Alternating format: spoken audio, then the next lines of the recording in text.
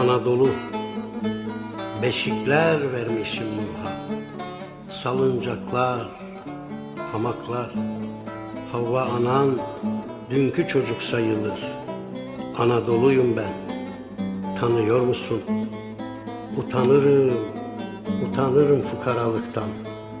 Ele güne karşı çıplak, üşür fidelerim. Harmanım kesap, kardeşliğin, çalışmanın, beraberliğin, atom güllerinin katmer açtığı şairlerin, bilginlerin dünyalarında kalmışım bir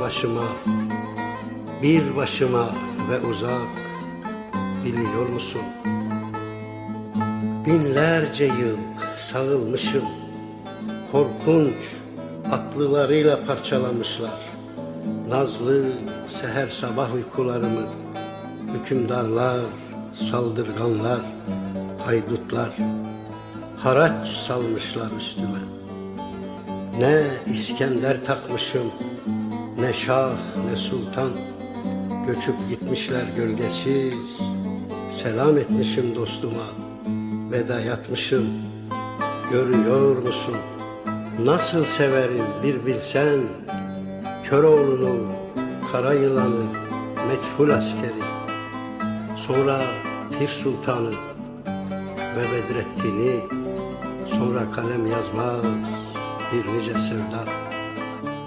Bir bilsen onlar beni nasıl severdi, bir bilsen Urfa'da kurşun atanı, minareden, barikattan, selvi dalından ölüme nasıl gülerdi. Bilmeni mutlak isterim, duyuyor musun? Öyle yıkma kendini, öyle mahzun, öyle garip.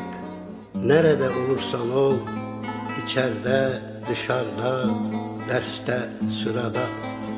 Yürü üstüne üstüne, tükür yüzüne celladın, fırsatçının, fesatçının, hayının.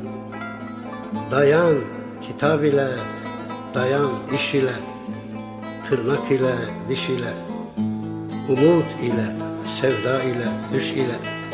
Dayan, rüsva etme beni. Gör nasıl yeniden yaratılırım. Namuslu genç ellerinle.